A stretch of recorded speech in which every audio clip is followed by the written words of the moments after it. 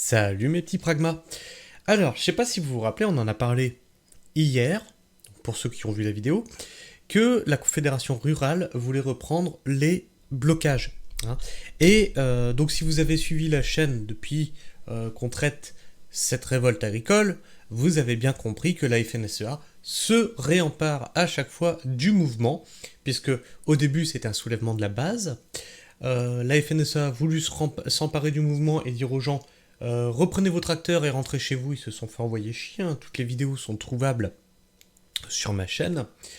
Ils se sont fait insulter, huer et siffler. Du coup, voyant que les gens ne rentraient pas, ils ont continué à dire non, non, mais finalement on continue les blocages, attention l'État, attention on arrive, on est là, on est fort, on est... Non, mais en fait ils maîtrisaient rien du tout, ils ont juste voulu toujours garder la mainmise en fait sur ce secteur agricole, sachant que la FNSEA n'est pas le secteur agricole, c'est le secteur de l'agro-business et de l'agro-industrie. Suite à ça, ils ont dit on va aller sur Paris, on va aller bloquer Rungis, machin et tout, ce qu'ils n'ont pas fait, hein.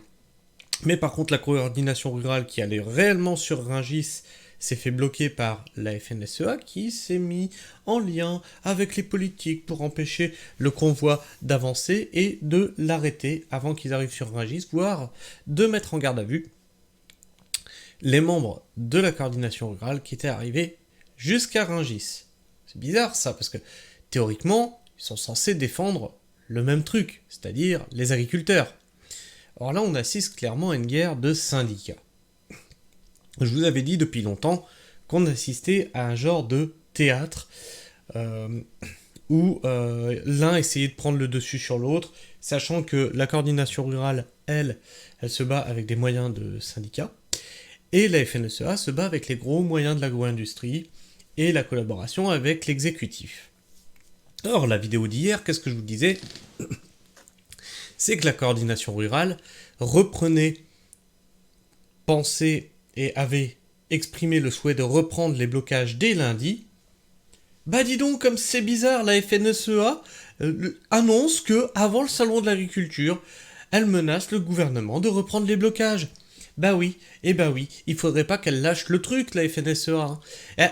Vous voyez bien, ils nous ont bien dit, petit rappel, ils nous ont bien dit, on a obtenu ce qu'on voulait, les gars vous êtes montés sur Paris, rentrez chez vous, maintenant c'est bon, on a ce qu'on veut. Bah faut savoir au bout d'un moment, parce que ça fait la 3e fois qu'ils nous font le coup, hein. On a eu ce qu'on veut, rentrez chez vous. Ça se redéploie. Ah ben non, finalement on n'est pas d'accord avec ce qu'on a signé. Vous avez eu ce que vous voulez ou pas au bout d'un moment ?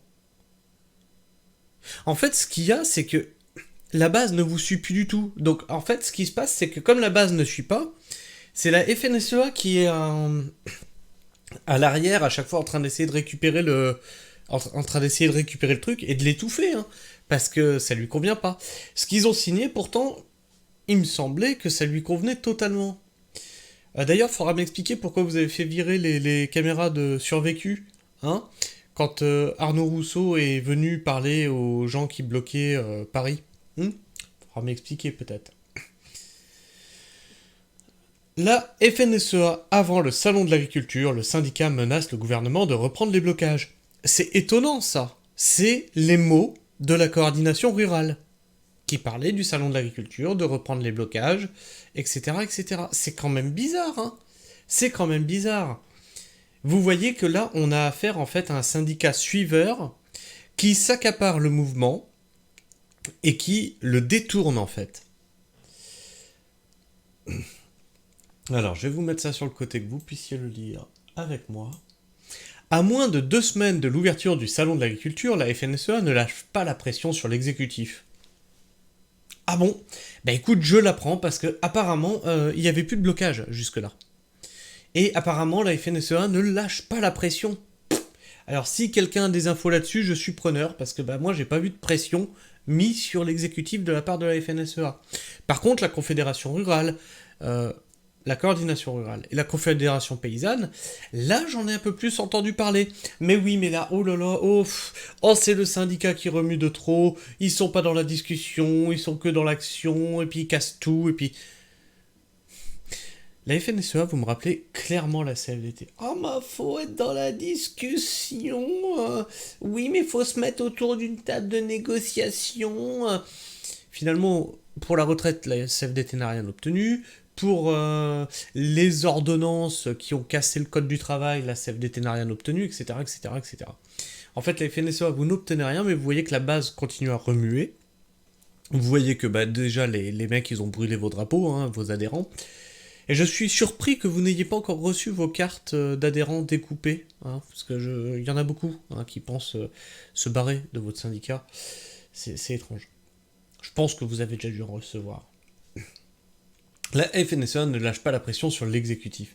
Le président du syndicat, Arnaud Rousseau, a ainsi mis en garde dimanche soir le gouvernement, envisageant une reprise des actions des agriculteurs en colère si des efforts concrets ne sont pas réalisés d'ici là.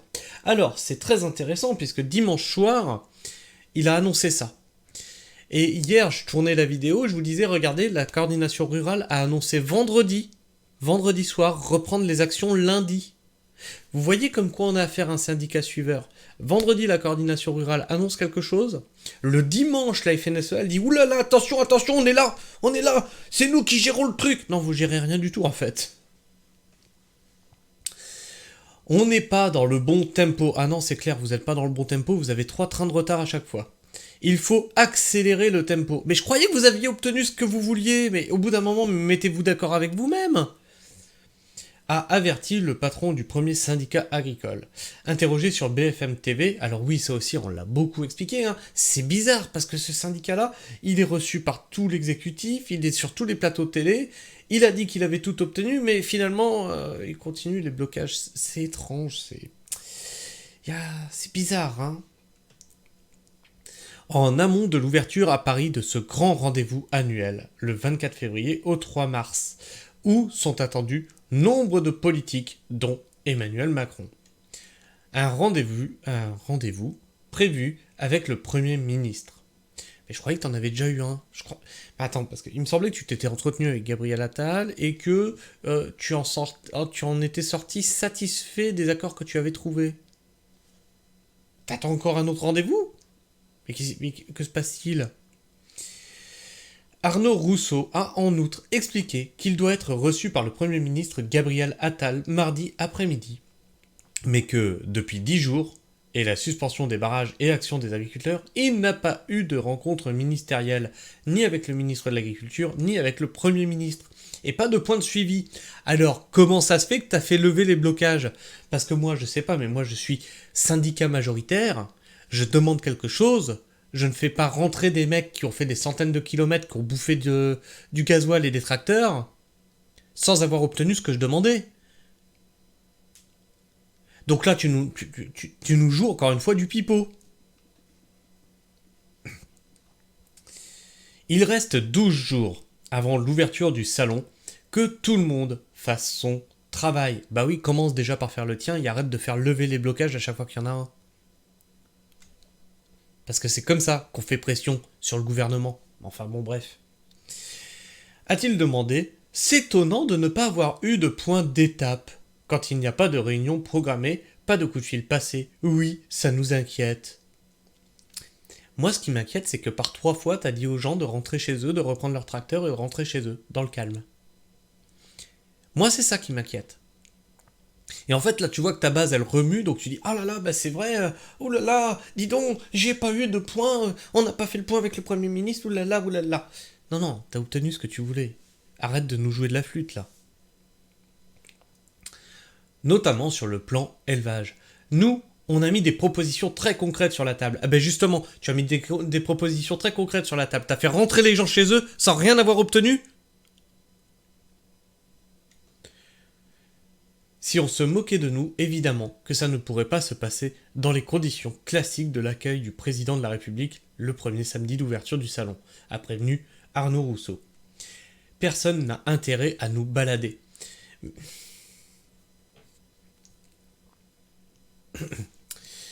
C'est toi qui balades les gens en fait. Parce que tu es à la traîne de ta base. Tu n'écoutes pas ta base. Je vais t'expliquer comment c'est censé marcher un syndicat. La base a des revendications, elle les fait remonter à la tête du syndicat, le syndicat va les porter au gouvernement. et théoriquement n'est pas censé quitter la table des négociations avant d'avoir obtenu quelque chose. Sauf que là, tu es en train de nous dire clairement, nous on a fait des propositions, on a levé les blocages, on attendait la suite. En plus que tout ce qui a été proposé, parce qu'on en a eu des émissions là-dessus, tout ce qui a été proposé, ça n'a aucun lien avec ce que la base demandait. Donc même ce que tu es parti demander au gouvernement, ça ne correspondait pas à ce que la base demandait. Et tu t'étonnes encore qu'ils sont encore dans l'action ? T'as rien demandé de ce qu'ils voulaient.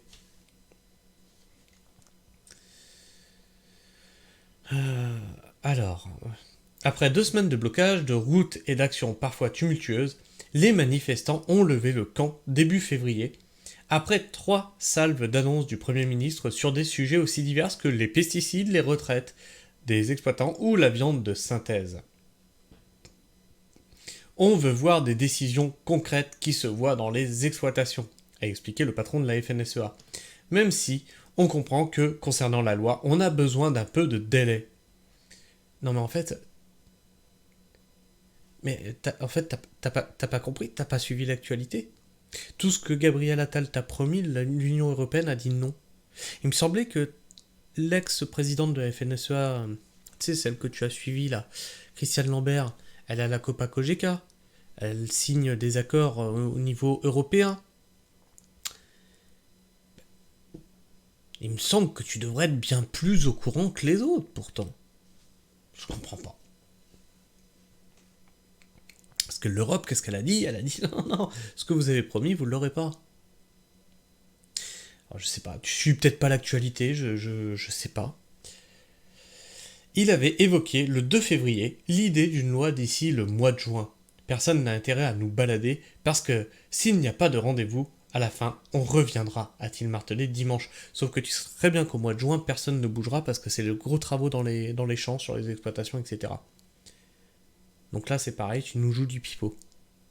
Mais ça, tu peux pas trop t'en rendre compte puisque, en fait, t'es pas agriculteur, toi. T'es un agro-businessman, t'es dans l'agro-industrie, voilà. A-t-il martelé dimanche, esquissant une nouvelle fois une possible reprise du mouvement des agriculteurs. Alors on va voir les commentaires si on peut les avoir. Prendre la température de tout ça. Alors, faut que je leur décale de ce côté-là. Ils se sont fait avoir par des belles promesses. Mais beaucoup d'agriculteurs ne veulent pas de la FNSEA, et je les comprends, bah oui. Non, en fait, le mieux c'est rester en dehors de ça, en fait. Restez en dehors, laissez ceux qui bougent bouger. Non mais restez en dehors en fait. Vous êtes juste là pour faire pourrir le mouvement. La FNSEA est contre les accords de libre-échange sur le barrage, mais pour à Bruxelles. Voilà, c'est ce que je vous disais, parce que qui est à la Copa Cogeca, c'est une ancienne de la FNSEA. Donc, ils disent sur les barrages, oui, non, on est contre, mais au final, à Bruxelles, ils les signent, ces accords-là. Perso, voir un agriculteur membre de la FNSEA me fait penser à un ouvrier qui serait membre du MEDEF. Et ça, c'est quelque chose, c'est une analogie que je vous ai beaucoup fait ici. C'est comme si, en fait, toi, ouvrier en usine, t'étais au syndicat MEDEF. Ça n'a absolument rien à voir. Ou à un crocodile qui se présenterait dans une maroquinerie.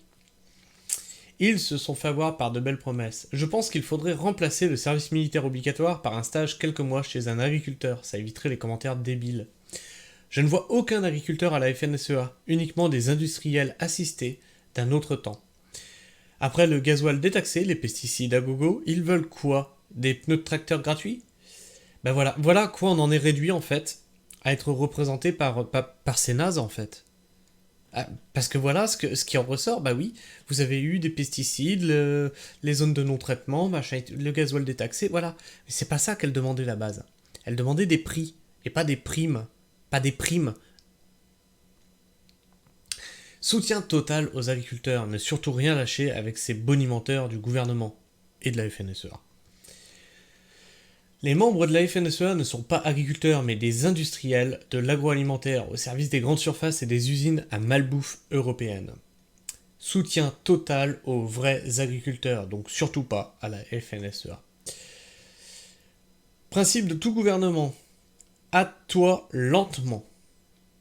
Évidemment, cela n'a aucun rapport avec les tensions entre la FNSEA et la Confédération paysanne. Voilà, ça commence à se voir en fait, hein. Ça commence à se voir que vous êtes des suiveurs, hein. Même les gens qui sont pas du métier le voient, hein. La FNSEA a négocié de manière unilatérale avec le gouvernement et défend les intérêts des privilégiés de ce système, a accusé le porte-parole de la Confédération paysanne en Côte d'Or, Thomas Maurice. Je soutiens les petits agriculteurs, mais pas ceux qui ont occasionné des dégâts sur les autoroutes, dont la réfection atteint plusieurs millions d'euros. On a étalé leurs tristes revenus à longueur de journée sans évoquer leur patrimoine foncier. Comme disait Fernand Reynaud dans son sketch Le sel, il faut le payer. Enfin, bref. Et vous, qu'est-ce que vous pensez de tout ça? Est-ce que vous pensez que la FNSEA est réellement moteur de cette mobilisation? Est-ce que vous pensez que la FNSEA va relancer des blocages? Ou pensez-vous que la FNSEA surfe sur la vague pour se approprier dans ce volet 3 la mobilisation des agriculteurs qui se fait sans elle? Dites-moi tout ça dans les commentaires, n'hésitez pas à me partager votre avis et vos opinions, n'hésitez pas à en débattre entre vous, dans le respect mutuel. Si vous êtes encore là en fin de vidéo, n'hésitez pas non plus à vous abonner, parce que quand je traite ce sujet qui est la révolte agricole, je me fais régulièrement shadowban par YouTube, donc ça me permet d'être plus visible dans cet algorithme qu'est YouTube. Et puis vous pouvez aussi appuyer sur la petite cloche pour ne rater aucune de mes sorties vidéo. Ça n'influe pas du tout sur les algorithmes, mais c'est totalement pour vous, pour ne rater aucune de mes sorties vidéo. Et puis si vous aimez ce que je fais, mettez-moi un petit like. Puis si vous aimez pas ce que je fais, ou si ma tronche de barbu vous revient pas, vous pouvez me mettre un dislike. Sur ce, moi je vous fais la bise, prenez soin du sol et restez pragmatique. Ciao.